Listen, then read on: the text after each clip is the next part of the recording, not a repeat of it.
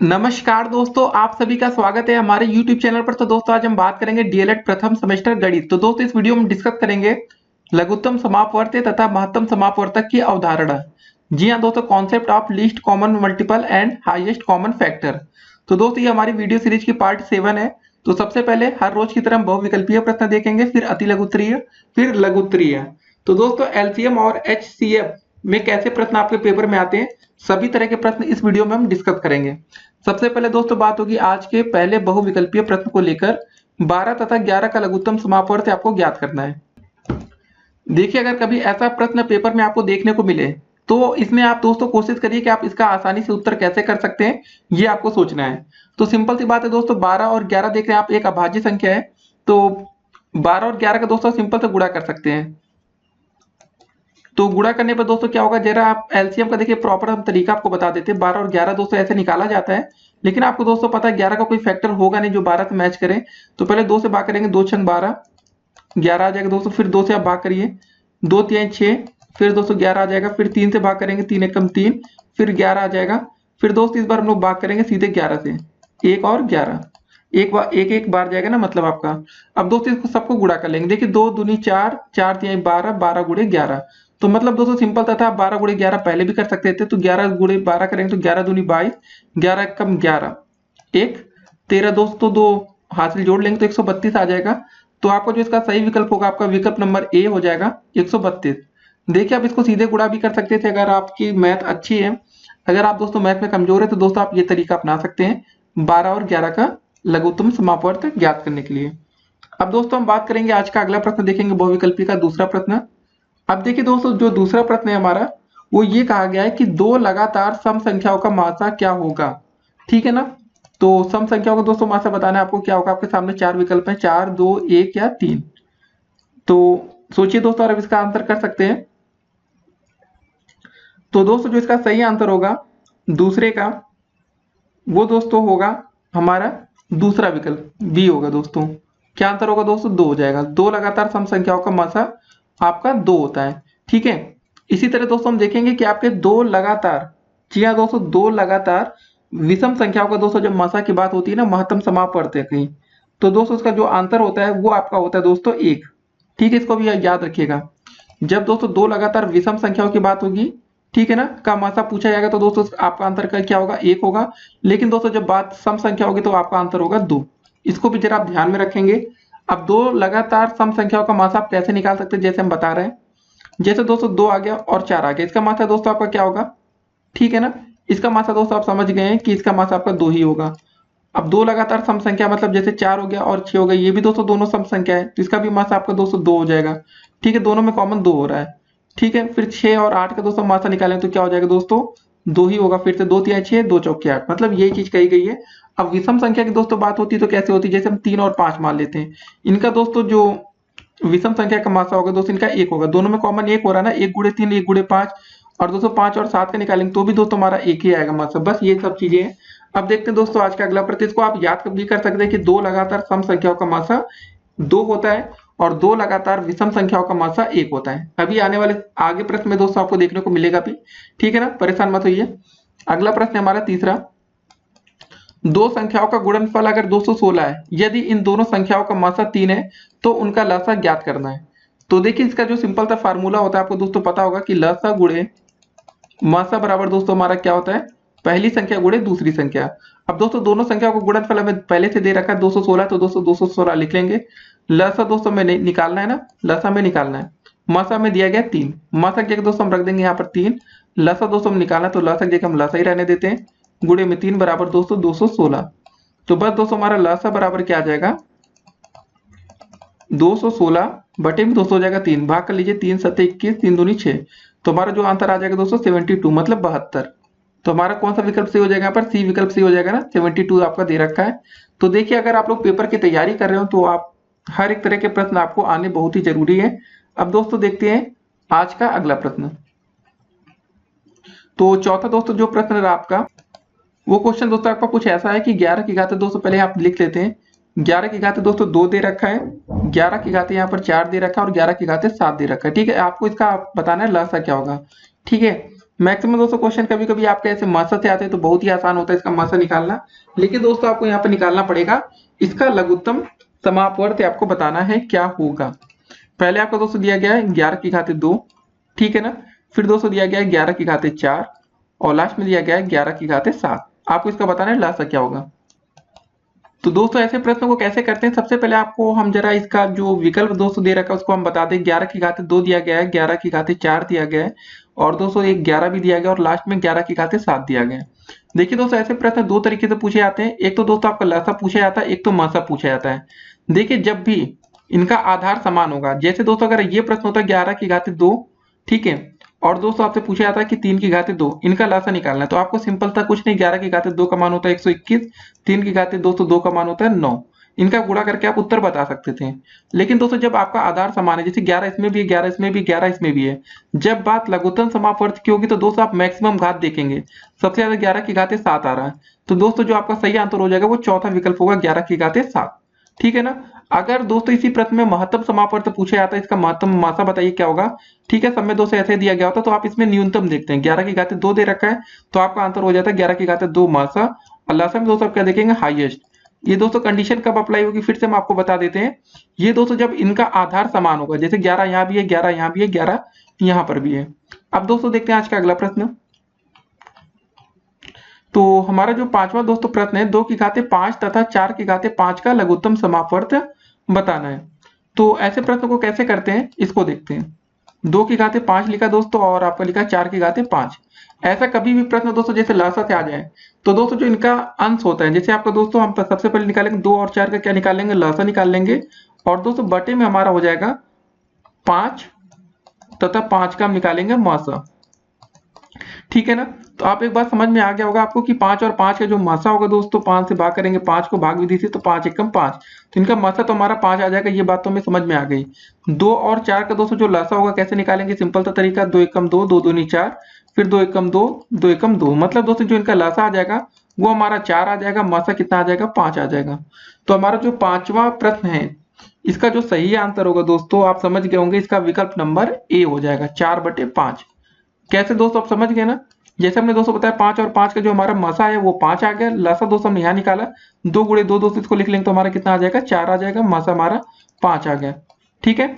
अब दोस्तों देखते हैं आज का अगला प्रश्न।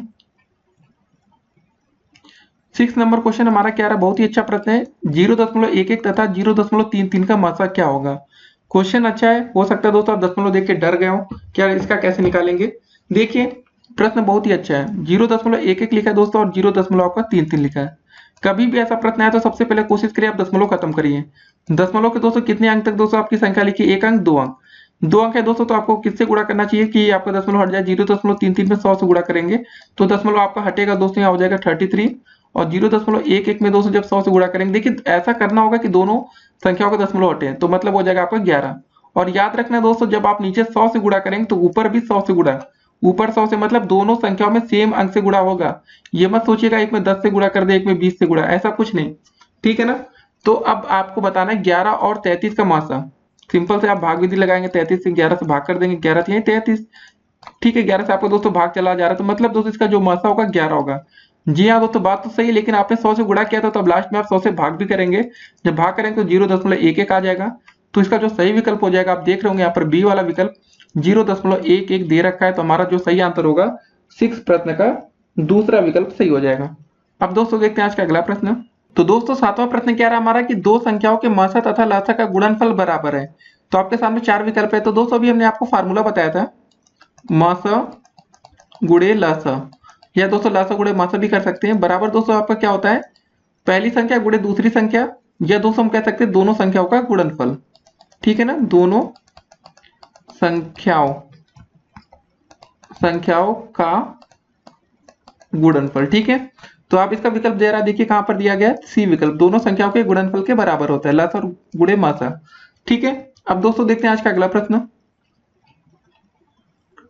तो हमारा 8वां प्रश्न क्या रहा कि दो संख्याओं का मासा 45 है तथा लासा 500 है, उनमें से एक संख्या 125 है तो दूसरी संख्या में बतानी है। बहुत ही अच्छा प्रश्न, फार्मूला दोस्तों तुरंत यूज करिए, मासा गुणे में लासा, ठीक है, बराबर दोस्तों हमने क्या बताया दोनों संख्याओं का गुणनफल कहिए, या आप कह सकते हैं पहली संख्या गुणे में दोस्तों हो जाएगा आपका दूसरी संख्या। ठीक है, तो दो संख्या का मासा कितना दोस्तों दिया गया हमारा 45 दिया गया है, गुणे लासा दोस्तों कितना दिया गया आपका 500, बराबर पहली संख्या दोस्तों हमारी कितनी है 125 है, गुणे दोस्तों दूसरी संख्या।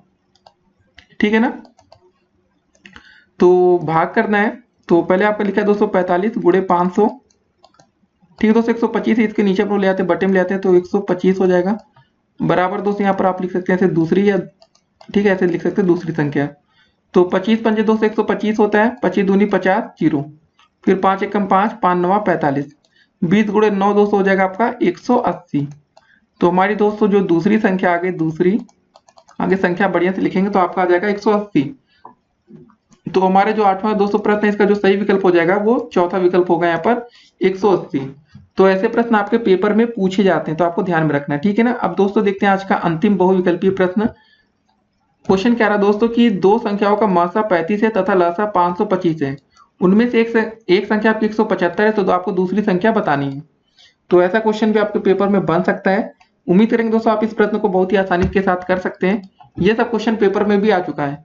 तो देखिए मासा दोस्तों कितना देगा, फार्मूला पहले लिखेंगे। आप लोग हमेशा क्वेश्चन करने से पहले फार्मूला जरूर लिखा करिए, जिससे कि दोस्तों आपकी फार्मूला लिखने की प्रैक्टिस भी हो। मासा गुणे लासा बराबर दोस्तों क्या होता है, आपकी पहली संख्या गुणे में दूसरी संख्या। ठीक है ना, तो मासा दोस्तों हमारा कितना दिया गया यहाँ पर 35 है। ठीक है, ये देखिए मासा लिखा है 35, लासा 525 गुणे 525 बराबर पहली संख्या दोस्तों या एक संख्या कह सकते हैं 175 है, गुणे दोस्तों दूसरी संख्या की जगह हमें नहीं पता लिख लेंगे द, या दूसरी दोस्तों ऐसे पूरा लिखिए आप लोग, नहीं तो आप कंफ्यूज होंगे। ठीक है, तो ये दोस्तों आप लिखा 35 गुणे 525, एक सेकेंड 525 बटे में दोस्तों आपका 175 बराबर दोस्तों हो जाएगा आपका दूसरी। भाग कर लेंगे, कितनी बार जाएगा दोस्तों, देखिए 25 सत्ते 175 होता है, 25 दूनी 50, 25 एकम 25, 7 एकम 7, 7 पचे 35, 21 गुणे 5, 5 एकम 5, 5 दूनी 10, 105 आ गया। ठीक है दोस्तों, जो हमारी दूसरी संख्या आई वो कितनी आई 105। तो ये हमारा आंसर हो जाएगा 105। तो ऐसे प्रश्न आपके पेपर में आते हैं देखिए। ठीक है, तो यहाँ पर जरा विकल्प देखते हैं, चौथा विकल्प यहाँ पर हमारा सही है। तो चलिए दोस्तों, हमारे फिलहाल इस वीडियो के जितने भी बहुविकल्पीय प्रश्न थे वो कंप्लीट होते हैं। अब दोस्तों बात करेंगे आपके अति लघुत्तरीय और लघुत्तरीय प्रश्नों को लेकर। सबसे पहले अगर अभी तक आप लोग हमारे चैनल पर नए हो तो पहले चैनल को सब्सक्राइब कर लीजिएगा, जिससे आने वाली वीडियो की हर एक नोटिफिकेशन आपको सबसे पहले मिले, और इस वीडियो को अधिक से अधिक अपने दोस्तों के साथ व्हाट्सएप ग्रुप में शेयर भी कर दीजिएगा। ठीक है ना, अब दोस्तों देखेंगे आपके अति लघुत्तरीय प्रश्नों को। तो दोस्तों चलिए शुरू करते हैं अब आपके अति लघुत्तरीय प्रश्नों को। सबसे पहले 10वां क्वेश्चन क्या रहा हमारा, कि दो संख्याओं का लासा तथा मासा क्रमशः 9 तथा 3 है, यदि उनमें से एक संख्या 3 हो तो दूसरी संख्या आपको ज्ञात करनी है। इसका जो सिंपल सा फार्मूला होता है उसको पहले हम बता देते हैं। लासा गुणे में दोस्तों होता है आपका मासा बराबर दोस्तों होता है आपका पहली संख्या, गुणे में दोस्तों होता है आपका दूसरी संख्या। ठीक है, इसको आप समझ जाइएगा। तो हमारा जो लासा दिया गया, देखिए सबसे पहले लासा और सबसे पहले 9 लिखा है, तो लासा हमारा हो गया 9। ठीक है, गुणे मासा दोस्तों लिखा है, मासा की जगह हमारा 3 है, गुणे 3 बराबर हमारी एक संख्या मतलब पहली संख्या दोस्तों 3 दी गई है, तो दूसरी संख्या में दोस्तों ज्ञात करनी, तो दूसरी की जगह हम दूसरी लिख लेते हैं। ठीक है, बस ये क्वेश्चन लगभग हमारा हो चुका है। तो अब क्या करना है दोस्तों, ये 3 का भाग यहाँ पर आ जाएगा, तो दोस्तों 9 गुणे 3 लिखा है, ये बटे में दोस्तों नीचे 3 आ जाएगा, बराबर हो जाएगा हमारा दूसरी संख्या। ठीक है, तो ये 3 से दोस्तों हमारे 3 कट गया, तो दूसरी संख्या की जगह दोस्तों हमारा बचेगा 9। तो 9 क्या हो जाएगा दोस्तों हमारे यहाँ पर दूसरी संख्या हो जाएगा, तो बस ये हमारा आंसर हो जाएगा।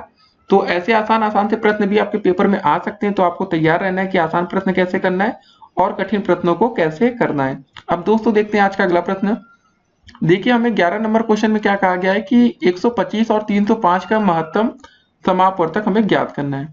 क्वेश्चन आपको भले आसान लग रहा हो, लेकिन दोस्तों देखिए इसको भाग विधि से जब आप करेंगे तो ही दोस्तों आपको पता चलेगा कि कितना क्वेश्चन आसान है कि कठिन है।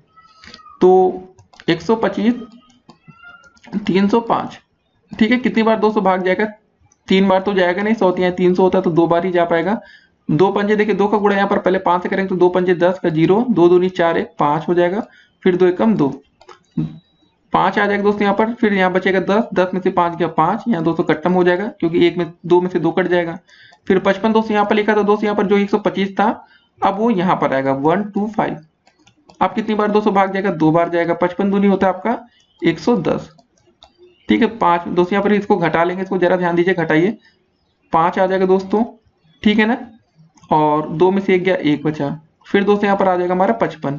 ठीक है, ये 55 देखिए, ये 55 उठ के यहाँ पर आ गया, इसको जरा आप ध्यान में रखेंगे, नहीं तो आपसे गलतियां होंगी।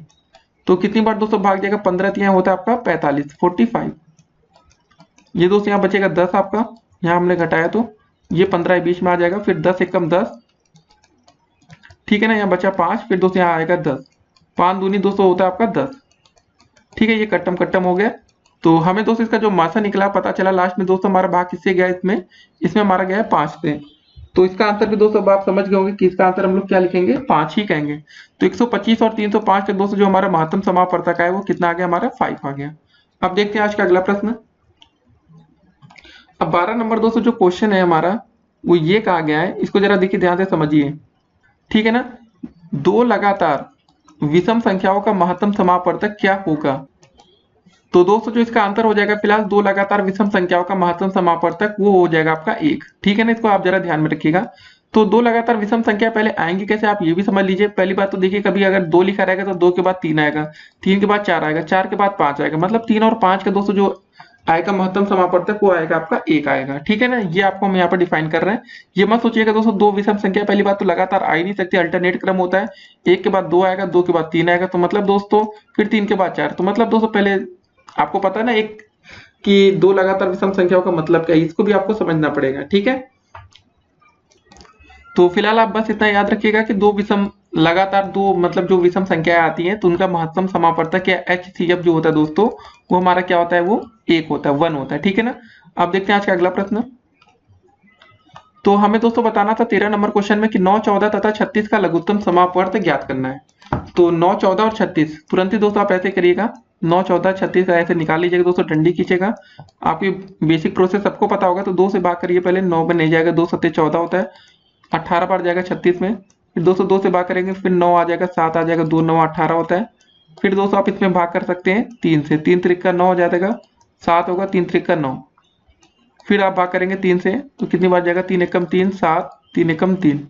फिर दोस्तों 7 से भाग करेंगे 1 1 1, गुणा कर लेंगे 2 गुणे 2, फिर 3 गुणे 3, फिर 7 है ना। तो लिख लेंगे पहले ऐसे 2 गुणे 2 गुणे 3 गुणे 3 गुणे 7, 2 दूनी 4 तिहाई 12, 12 तिहाई 36, 36 गुणे 207 आ गया हमारा, ठीक है ना। 7 से गुणा कर लेंगे, 7 छंग 42 का 2, 7 त्रिक 21, 4 25, तो इसका जो हमारा आंसर आ जाएगा 252। तो ऐसे क्वेश्चन दोस्तों आपके पेपर में आ सकते हैं, तो आपको तैयार रहना है। अब दोस्तों चलिए देखते हैं आज का अगला प्रश्न हम लोग। तो फिलहाल इसका जो आंसर था 252 हो जाएगा, ठीक है ना। अगला प्रश्न दोस्तों हमारा क्या रहा है कि 0.9 तथा 0.27 का महत्तम समापवर्तक आपको ज्ञात करना है। देखिए कभी भी ऐसा प्रश्न अगर आपको दिख जाए 0.9 लिखा है, 0.27, ठीक है ना, आपको महत्तम समापवर्तक ज्ञात करना। सबसे पहले एक काम करिएगा, जिसमें दशमलव दोस्तों सबसे ज्यादा लिखा हो, जैसे 0.27, तो इसका पहले दशमलव आपको खत्म करना, कौन सी संख्या तो गुणा करना पड़ेगा। 2 अंक पर दशमलव है तो दोस्तों आप 1 के बाद 2 जीरो लगाएंगे, 3 अंक पर होता तो 1 के बाद 3 जीरो लगाते हैं। 100 से गुणा अगर इसमें होगा तो 100 से गुणा आप इसमें भी करिएगा, तो 100 गुणे 200 0.27 का मतलब हो जाएगा 27, और दोस्तों जब 100 गुणे 0.9 करेंगे तो आपका आ जाएगा 90, ठीक है। 1 अंक पर और दोस्तों दशमलव देखिए कितना आएगा, पहले गुणा करने पर आपको हम बता दें, तो 27.00 आ जाएगा, यहाँ पर 90.0 आएगा, 90.0 का मतलब आपका 90 ही होता है, यहाँ हो जाएगा 27, ठीक है ना। 27 और 90 का दोस्तों अब आप लोग इसका क्या निकालेंगे, महत्तम समापवर्तक। 27 से भाग कर लीजिए 90 में, जरा कितनी बार जाएगा जरा इसको देखते हैं, ठीक है ना। तो 3 बार पहले ले जाते दोस्तों, तो हो जाएगा 3 सत्ते 21 और 3 दूनी 6 2 8, यहाँ बचेगा 9 और यहाँ दोस्तों बचा 27, ठीक है। भाग करिए कितनी बार जाएगा, 3 बार जाएगा ना, 9 त्रिक 27। तो दोस्तों हमारा पता चल गया कि इसका जो हमारा मासा आ रहा है फिलहाल वो क्या आ रहा है, 9 आ रहा है। लेकिन दोस्तों आपको बताना है इसका महत्तम समापवर्तक। सबसे पहले आपने इसको 100 से गुणा किया था, ये तो हमने अपने फायदे के लिए 100 से गुणा किया था कि प्रश्न आसान बने। तो दोस्तों जो 9 आया ये हमारा HCF तो है, लेकिन इसमें हम 100 से भाग जरूर करेंगे। उसके बाद दोस्तों जो आएगा 0.09 आएगा, ये दोस्तों हमारा होगा फाइनल मासा, ठीक है। ये चीज आपको ध्यान में रखना पड़ेगा। 100 से हमने गुणा किया था तो 100 से भाग भी करके बताएंगे फाइनल में कि ये हमने जुगाड़ लगाया था, ठीक है। ये जुगाड़ की हमारी विधि है, 100 से गुणा इसलिए किया था कि प्रश्न आसान बने। अब दोस्तों देखते हैं आज का अगला प्रश्न।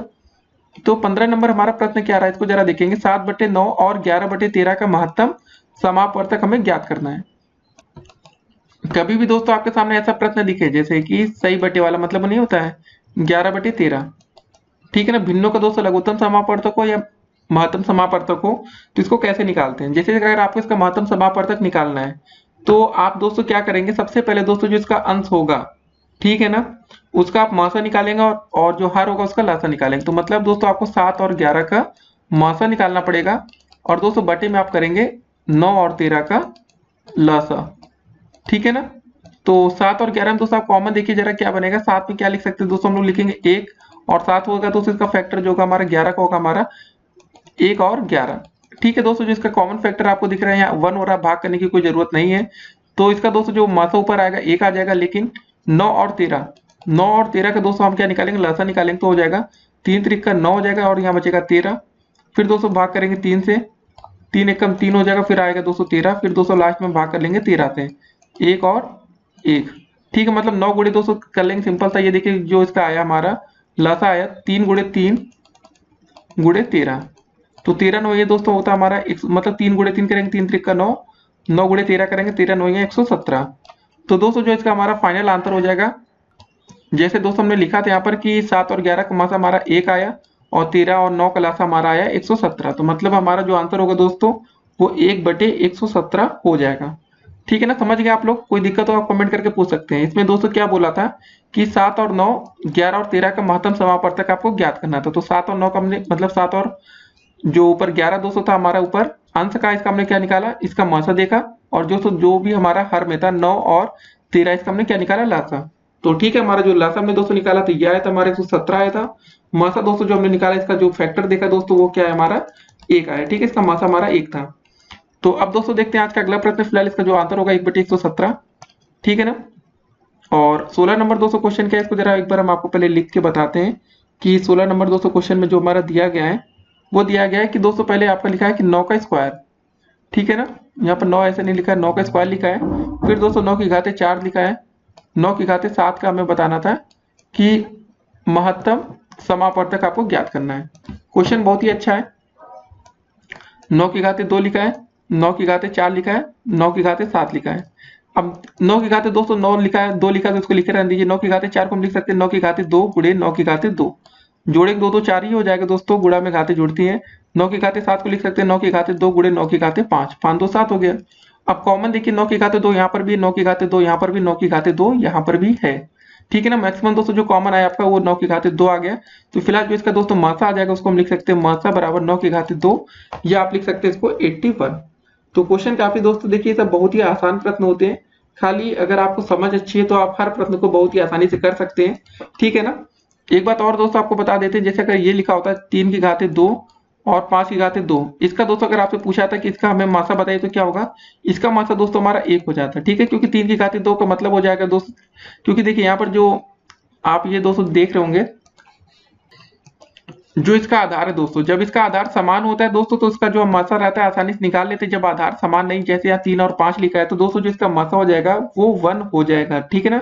यदि दी गई संख्याओं का आधार समान ना हो तथा उसके आधार में कोई उभयनिष्ठ गुणनखंड ना हो तो ऐसी संख्याओं का महत्तम समापवर्तक 1 होता है। अब आधार में उभयनिष्ठ गुणनखंड दोस्तों नहीं होने का मतलब दोस्तों 3 और 5 का मतलब आप समझ रहे हैं ना। 3 का दोस्तों क्या हो जाएगा 1 गुणे 3 लिखते हैं, 5 को दोस्तों हम लिखते हैं 1 गुणे 5 लिखते हैं। तो इसमें कोई उभयनिष्ठ गुणनखंड तो एक ही है दोनों में, तो वही हो जाएगा दोस्तों। लेकिन हाँ, ये कंडीशन दोस्तों तब अप्लाई होती है जैसे दोस्तों आपका लिखा होता है 4 का घाते 2। ठीक है, 4 की घाते 2 का मतलब दोस्तों हो जाएगा आपका 4 की घाते 2 है। ठीक है, और मान लेते दोस्तों एक तरफ लिखा होता है आपका 8 की घाते 2, तो आप 4 और 8 पे दोस्तों आप देख रहे होंगे इसमें कुछ ना कुछ तो उभयनिष्ठ गुणनखंड बन रहा है ना, बस वही उसीलिए दोस्तों यहाँ पर ऐसा दिया गया है। तो उसको आप चेक करके देख लेंगे। अब दोस्तों देखेंगे फिलहाल आज के यहाँ पर अति लघुत्तरीय प्रश्न समाप्त होते हैं। अब दोस्तों देखेंगे लघुत्तरीय प्रश्नों को। तो दोस्तों अब चलिए देखते हैं लघुत्तरीय प्रश्नों को। तो सबसे पहले 17 नंबर क्वेश्चन क्या रहा कि लघुत्तम समापवर्त तथा महत्तम समापवर्तक से आप क्या समझते हैं, आपको ये बताना है। तो दोस्तों देखिए लघुत्तम समापवर्त का हम आपको अर्थ बता देते हैं, meaning of least common multiple. ठीक है, 2 या 2 से अधिक संख्याओं का लघुत्तम समापवर्तक या लासा वह छोटी से छोटी संख्या होती है जो उन संख्याओं से पूर्ण रूप से विभाजित हो जाए। तो दोस्तों जैसे मान लेते कि हमें 6 और 8 का लघुत्तम समापवर्तक ज्ञात करना, समझिए पहले। ठीक है ना, 6 और 8 का लघुत्तम समापवर्तक क्या होगा आपको ये बताना होगा। तो दोस्तों आपको पता होगा कि लघुत्तम समापवर्तक जो निकालने की 2 विधि होती है आपका, एक तो होता है गुणनखंड विधि और दोस्तों दूसरा होता है आपका भाग विधि द्वारा। ठीक है ना। तो 6 8 का दोस्तों अगर हम भाग विधि से निकालेंगे तो देखिए 6 और 8 का लघुत्तम समापवर्तक कैसे निकाल सकते हैं, पहले 2 से भाग करेंगे आप, 2 3 6 2 चौके 8, फिर 2 से भाग करेंगे क्या हो जाएगा 3, 2 दूनी 4, फिर आप 2 से भाग करेंगे कितनी बार जाएगा 3 रहेगा दोस्तों, 2 एकम 2, अब एक बार ये दोस्तों भाग जाएगा 3 से, 3 एकम 3, ये कट गया, ठीक है ना। तो कितनी बार आ गया दोस्तों, 2, 1 2 3 बार 2 है गुणे 3, 2 दूनी 4 दूनी 8 3 के 24। तो दोस्तों इसका जो लघुत्तम समापवर्त आया वो 24 आ गया, ठीक है। तो आपको फिर से एक बार परिभाषा बता दे रहे हैं, दो या दो से अधिक संख्याओं का लघुत्तम समापवर्त या लासा वह छोटी से छोटी संख्या होती है जो उन संख्याओं से पूर्ण रूप से विभाजित हो जाए। तो दोस्तों देखिए, जब 24 में आप 6 से भाग करेंगे तो कट जाएगा ना, 6 चौको 24, 8 3 24। अब इससे दोस्तों कोई छोटी संख्या 24 से छोटी संख्या कोई नहीं होगी जिसमें 6 से भी भाग जाए 8 से भी जाए, ठीक है ना। अब दोस्तों बारी आती है आपके महत्तम समापवर्तक का अर्थ आपको बताना है, ठीक है। लघुत्तम देख लिया, महत्तम समापवर्तक देखते हैं। देखिए इसकी परिभाषा पहले, दो या दो से अधिक संख्याओं का महत्तम समापवर्तक या मासा वह महत्तम संख्या है जिससे दी गई सभी संख्या पूर्णतः विभाजित हो जाए, ठीक है दोस्तों, आपको ये समझना है। तो इसमें दोस्तों महत्तम समापवर्तक का मतलब होता है महत्तम, ठीक है। लघुत्तम समापवर्तक का मतलब आप समझ गए, लघुत्तम। तो महत्तम समापवर्तक ज्ञात करने की भी दोस्तों दो विधि होती है, आपका एक गुणनखंड विधि और दूसरा भाग विधि, ठीक है। जैसे दोस्तों अगर आपसे हम कह दें कि आपको 8, 12 और 28 का दोस्तों मासा ज्ञात करना है, ठीक है। महत्तम समापवर्तक या HCF, ठीक है ना, ये आपको ज्ञात करना है। तो आप कैसे करेंगे, सबसे पहले दोस्तों हम आपको इस बार गुणनखंड विधि दिखाते हैं कि गुणनखंड विधि से दोस्तों आप कैसे कर सकते हैं, ठीक है। तो 8 का गुणनखंड विधि दोस्तों क्या हो जाएगा आपका, पहले देखिए 8 को दोस्तों हम लोग क्या लिख सकते हैं। देखिए दोस्तों आपको यहाँ पर एक बात समझनी है कि 8 में किससे किससे भाग कट जाएगा, मतलब चला जाएगा। तो 1 से चला जाएगा, 2 से चला जाएगा, 4 से चला जाएगा और 8 से खुद जाएगा। अब दोस्तों 12 में वैसे देखेंगे तो किससे किससे भाग जाएगा, 1 से जाएगा, 2 से जाएगा, 3 से भी कट जाएगा, 4 से भी कटेगा, 6 से कटेगा और 12 से खुद कटेगा। उसके बाद दोस्तों बारी आती है आपका 28 की। 28 में क्या होगा, देखिए दोस्तों ये सबसे पहले आपका 1 से जाएगा, 2 से 28 कट जाएगा, 4 से भी कट जाएगा आपका, फिर 7 चौक 28 होता है, 14 दूनी 28 होता है और 28 से कटेगा। अब आपको दोस्तों क्या होता है, मासा निकालना है। तो चलिए पहले कॉमन लीजिए, देखिए सब में क्या क्या मैच कर रहा है, इसमें भी एक है, इसमें भी एक है, इसमें भी एक है, ठीक है दोस्तों। फिर इसके बाद यहाँ 2 देखिए, यहाँ पर भी है, 2 यहाँ पर भी है, 2 यहाँ पर भी है। उसके बाद दोस्तों जरा आपको देखिए जो तीनों में मैच कर रहा हो। अब आप दोस्तों कहेंगे कि 4 भी दोस्तों यहाँ मैच कर रहा है, 4 यहाँ से भी कर रहा है, 4 यहाँ से भी कर रहा है। तो दोस्तों यहाँ पर हमें बताना है कि महत्तम मतलब सबसे बड़ी संख्या कौन सी सब में मैच कर रही है दोस्तों। तो आप कहेंगे ये देखिए 4 यहाँ पर भी है, 4 यहाँ पर भी है, 4 यहाँ पर भी है। तो इसका जो मासा आ जाएगा दोस्तों, इसका मासा क्या हो जाएगा हमारा, ये हो जाएगा हमारा 4, ठीक है। एक दोस्तों ये विधि होगी गुणनखंड विधि। एक होता है दोस्तों आपका अभाज्य गुणनखंड विधि से भी आप मासा ज्ञात कर सकते हैं। और एक अंतिम दोस्तों होता है जो आप कहते हैं जिसको हम लोग भाग विधि, ठीक है। तो भाग विधि से भी पहले हम बता देते हैं 8, 12 और 28 का निकालना, फिर आप कभी गलती नहीं करेंगे। 8, 12 और 28 का मतलब भाग विधि से, ठीक है। ये कैसे निकालेंगे इसको देखते हैं। सबसे पहले दोस्तों भाग करके देखते हैं, 8 से 12 में कितनी बार जाएगा, 8 एकम 8, कितना दोस्तों यहाँ बचा 4, ठीक है। देखिए जैसे ये 4 बचेगा तो दोस्तों जो 4 यहाँ बच रहा है, एक काम और करेंगे दोस्तों, से यहाँ पर आपका 4 बचा तो दोस्तों फिर क्या करेंगे, यहाँ पर फिर 8 आ जाएगा ना, ये वाला 8 यहाँ पर आ जाएगा, फिर 4 दूनी 8। तो दोस्तों इससे हमें ये पता चला कि हमारा जो 8 और 12 इसका दोस्तों जो हमारा मासा आ रहा है वो क्या आ रहा है, यहाँ पर 4 आ रहा है, ठीक है। ये दोस्तों अभी हमने देख लिया यहाँ पर ना, 4 से भाग दोस्तों दोनों में चला गया, तो मतलब हमारा जो मासा 8 और 12 का तो फिलहाल 4 आ रहा है। अब इसको दोस्तों जो 4 से भाग करके 28 में भी चेक करेंगे कि 28 में भाग जाता है, अगर चला जाएगा तो दोस्तों जो सबका मासा हो जाएगा वो 4 ही हो जाएगा। तो क्या होगा, 4 सत्ते 28, ये आपका 28 भी 4 से कट जाता है।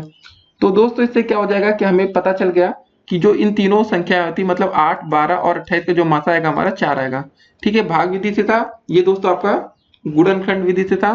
तो आप देख सकते हैं जिससे भी आपको सही लगे। अब दोस्तों देखेंगे आज का अगला प्रश्न हमारा क्या है, 18 नंबर क्वेश्चन रहा हमारा कि भाज्य तथा अभाज्य संख्याओं में आपको अंतर बताना है। देखिए सिंपल सी बात होती है दोस्तों, भाज्य संख्या कौन सी होती है और अभाज्य। अभाज्य संख्या दोस्तों इसका सिंपल सा रूल होता है, अभाज्य संख्या पहले बताते हैं, जो पहले दोस्तों खुद से कटे और 1 से कटनी चाहिए वो अभाज्य संख्या होती है। जैसे दोस्तों आपका 2 हो गया, 2 किससे किससे कट रहा है आपका, ये 1 से कटेगा और 2 से कटेगा, ठीक है। उसके बाद दोस्तों बारी आती है 3 की, ये 1 से कटेगा 3 से कटेगा, फिर दोस्तों 3 के बाद आता है हमारा 5, 1 से कटेगा 5 से कटेगा। ये अभाज्य संख्या बता रहे हैं दोस्तों।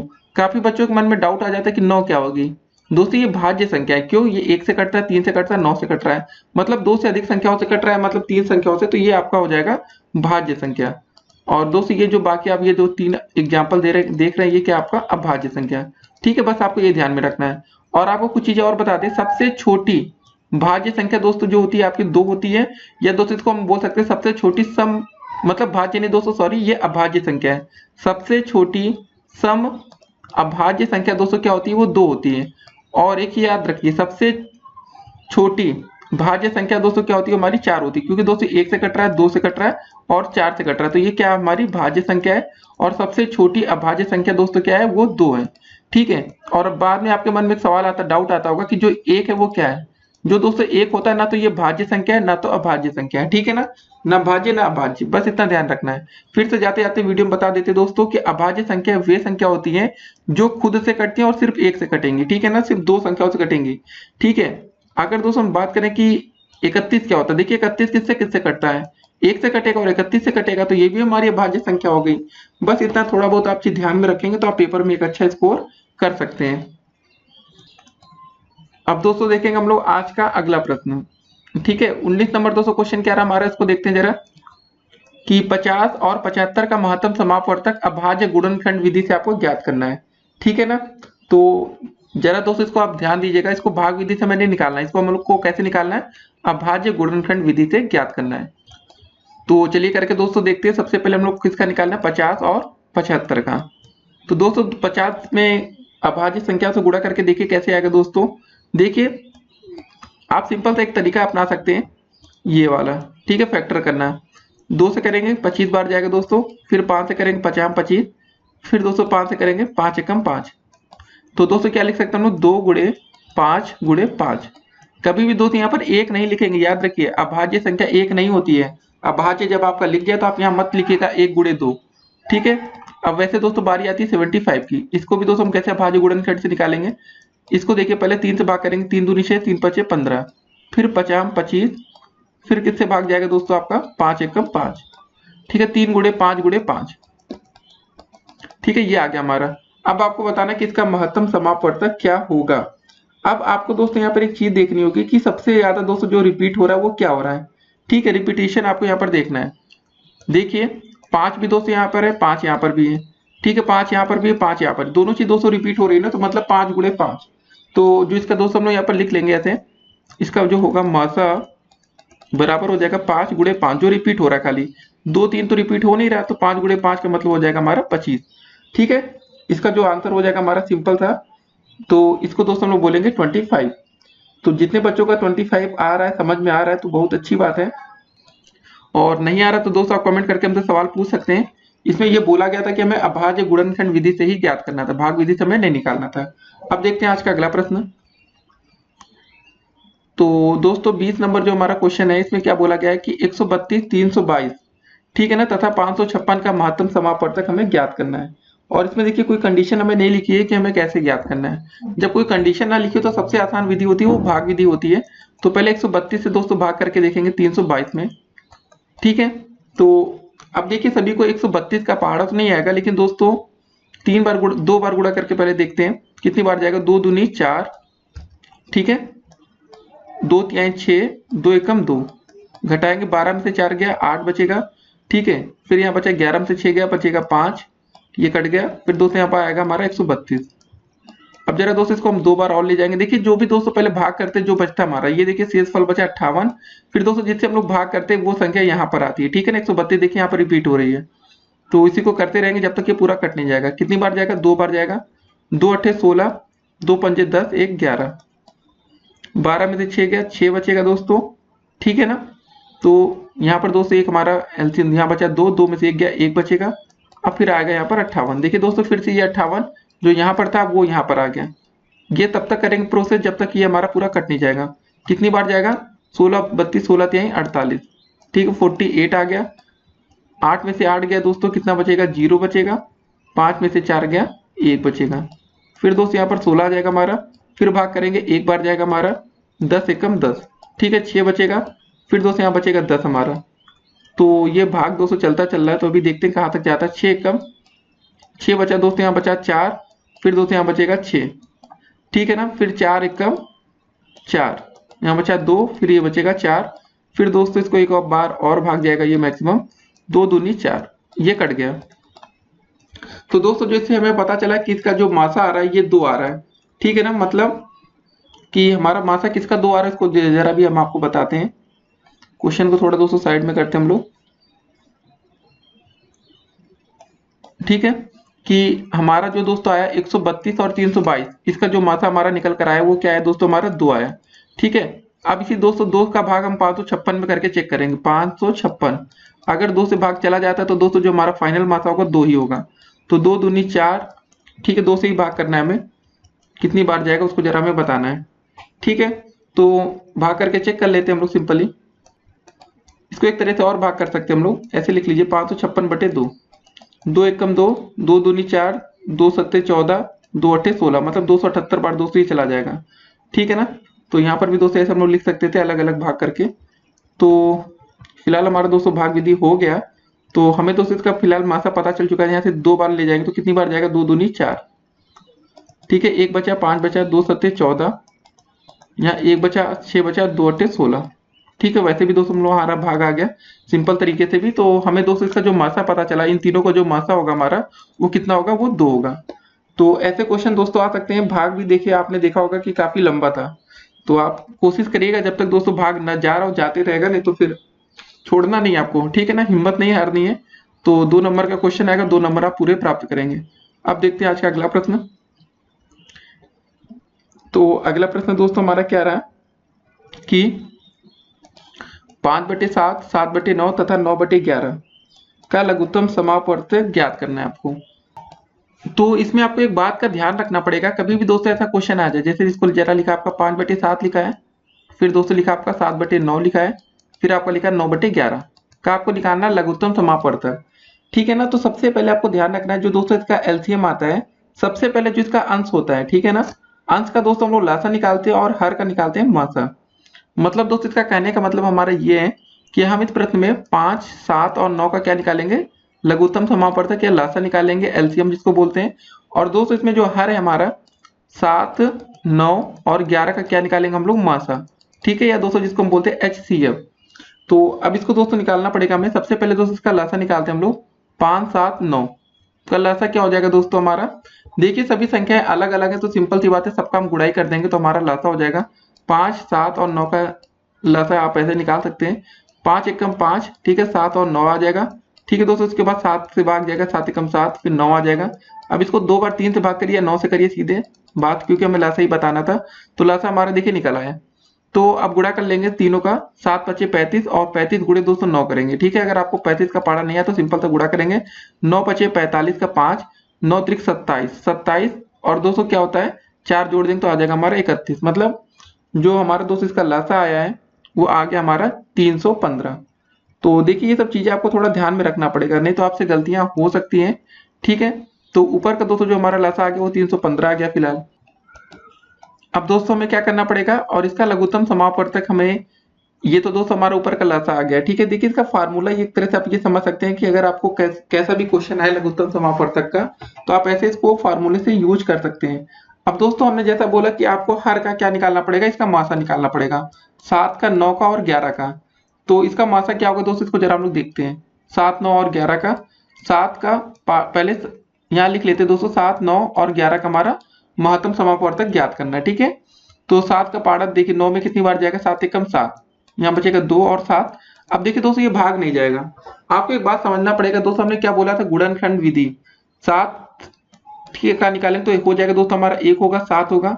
9 का दोस्तों निकालेंगे तो हमारा 1 होगा 9 होगा, और 11 का गुणनखंड विधि करेंगे तो 1 और 11। मतलब सभी दोस्तों जो संख्याएं एक तरह से आपकी एक दूसरे से दोस्तों कटती हैं। तो मतलब आप एक चीज समझिए यहाँ पर, जरा ये जो 9 था इसको हम लोग 1, 9 न करके, ये दोस्तों इसमें किससे किससे भाग जाएगा, 3 से भी चला जाएगा ना, 3 × 3 = 9, 1, 3, 9 हो गया।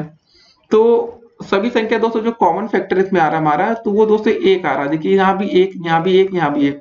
तो जो इसका दोस्तों फिलहाल जो हमारा लासा आएगा, जिसको हम बोलेंगे एलसीएम, ठीक है ना, एलसीएम बराबर दोस्तों हो जाएगा हमारा 315/1। क्योंकि दोस्तों हमने जैसे बोला कि इसका हमने जो लासा ऊपर अभी निकाला था ये हमारा आया था 315। ठीक है, इसका जो हमने गुणा किया तो हमारा 315 मिला। और दोस्तों जो नीचे 7, 9, 11 का मासा है वो 1 आया, तो 315/1, तो जो हमारा फाइनल आंसर होगा वो 315 हो जाएगा। ठीक है, पूरा प्रोसेस करेंगे, आप ये मत सोचिएगा कि नीचे भाई मासा है इसका मासा क्यों नहीं आया कुछ, क्योंकि दोस्तों जो इसमें कॉमन फैक्टर आया, ठीक है, वो 1 आ रहा था। अब देखते हैं आज का अगला प्रश्न। तो 22 नंबर दोस्तों क्वेश्चन क्या आपका कि 3 लिखा है दोस्तों। पहले देखिए हम आपको बता दें इसमें कुछ क्वेश्चन में चेंजेस है। तो सबसे पहले दोस्तों लिखा है 3 की घात 2 लिखा है, उसके बाद 3 की घात 7, ठीक है, फिर 3 की घात 10 और 3 की घात 5 है ना। इसका हमें महत्तम समापवर्तक ज्ञात करना है, ठीक है, HCF ज्ञात करना है। तो ऐसे क्वेश्चन पेपर में आते हैं, तो आपको हर एक प्रश्न के लिए तैयार रहना होगा कि कैसा भी दोस्तों क्वेश्चन आए पेपर में, घुमा फिराकर आप उसको कर सकें। तो इसमें दोस्तों कैसे करेंगे, देखिए बहुत ही आसान प्रश्न है ये। 3 की घात 2 लिखा है आपका, 3 की घात 7 लिखा है, 3 की घात दोस्तों आपका 10 लिखा है और 3 की घात यहाँ पर लिखा है 5। अब आपको दोस्तों इसको बताना है कि इसका महत्तम समापवर्तक क्या होगा। देखिए सबसे ज्यादा जो मैचिंग होगी 3 की घात 202 इसमें है, 3 की घात इसमें 7 है, तो मतलब आप समझ रहे 3 की घात 7 का मतलब क्या आपको बता देते हैं। जैसे 3 की घात 2 लिखा है, इसमें 3 की घात 7 का मतलब हम ऐसे लिख सकते हैं 3 की घात 2 गुणे 3 की घात 5, जोड़ने पर 7 आ गया ना।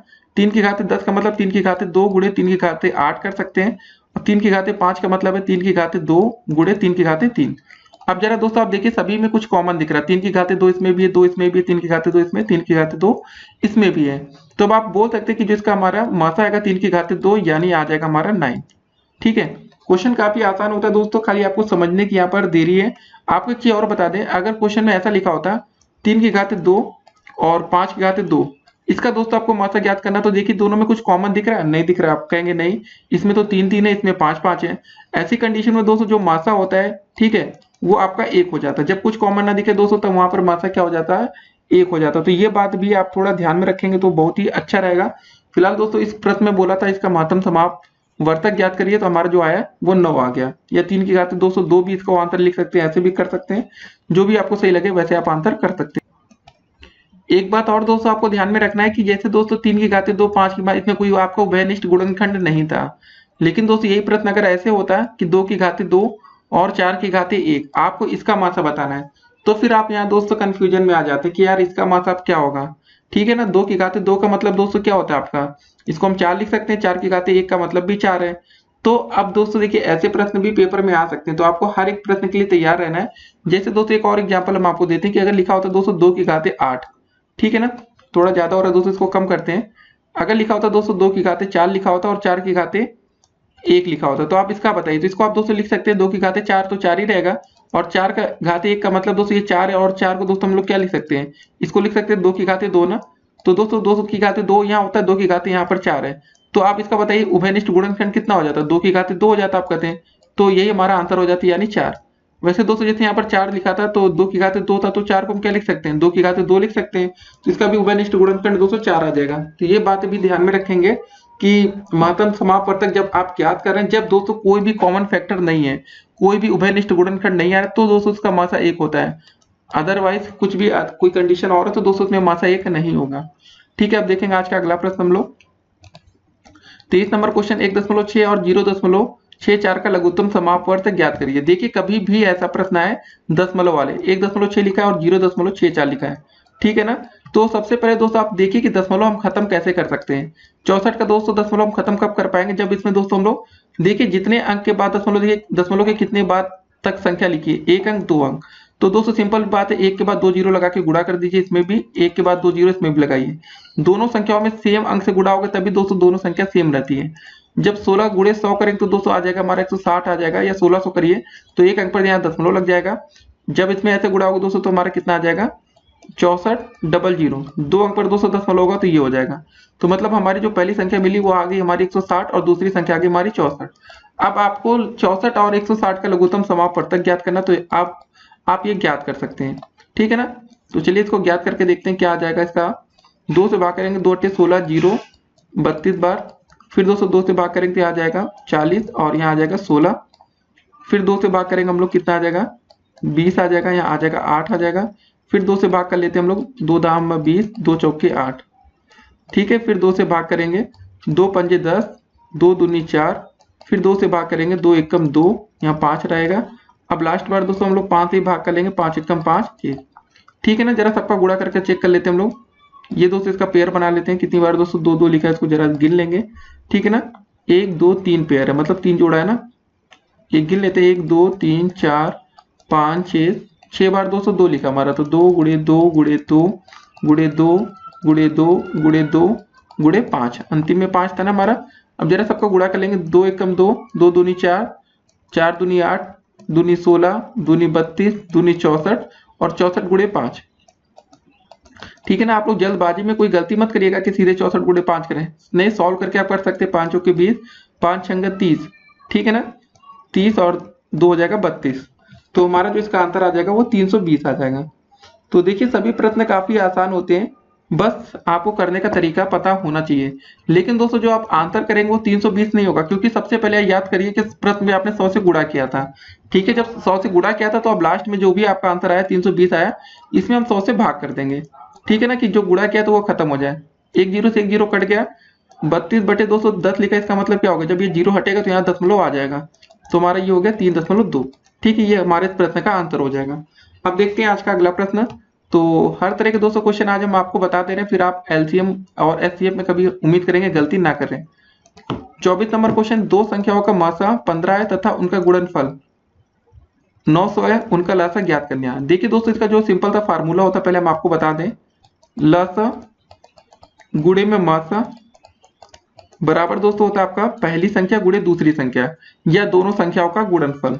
ठीक है ना, तो दोनों संख्याओं का हम गुणनफल लिख लेंगे, क्योंकि दोस्तों हमारे प्रश्न में उनका गुणनफल दिया गया है, दोनों संख्याओं का गुणनफल। ठीक है ना, गुणनफल। नहीं तो दोस्तों फिलहाल जो फार्मूला होता है वो पहली संख्या गुणे दूसरी संख्या होता है। हमें लसा ज्ञात करना, तो लसा की जगह दोस्तों हम लिख लेंगे लसा गुणे मासा की जगह दोस्तों हमारा हो जाएगा यहाँ पर 15 हो जाएगा, बराबर दोनों संख्याओं का गुणनफल हमारा 900 है। ठीक है ना, तो दोस्तों हमारा लसा बराबर क्या आ जाएगा, सिंपल सा 900 बटे में 15, भाग कर लेंगे 15 छक्का 90 जीरो। तो हमारा इस प्रश्न के लिए जो लसा आ जाएगा दोस्तों क्या आ जाएगा हमारा, फिलहाल आ जाएगा 60। ठीक है, तो ऐसे क्वेश्चन अगर आपके पेपर में आए तो आपको तैयार रहना है। ठीक है दोस्तों, तो हर तरह के प्रश्न आज हमने इस वीडियो में डिस्कस कर लिया है लगभग। अगर आपको और भी लगता है कि नहीं कुछ क्वेश्चन छूट रहे हैं और आपको कुछ समझ में नहीं आया तो आप कमेंट करके पूछ सकते हैं। ठीक है ना, फिलहाल दोस्तों ये वीडियो यहीं पर समाप्त होती है। और दोस्तों जितनी भी वीडियोस बच रही हैं तो उसको कमेंट बॉक्स में उसका हम आपको लिंक दे देंगे, आप चाहिए सभी को चेक करिए। कोई दिक्कत हो दोस्तों आप बता सकते हैं। अगर आप लोग चैनल पर नए हो तो पहले चैनल को सब्सक्राइब कर लीजिए, जिससे आने वाली वीडियो के हर एक नोटिफिकेशन आपको सबसे पहले मिले। और इस वीडियो को अधिक से अधिक अपने दोस्तों के साथ व्हाट्सएप ग्रुप में शेयर करें।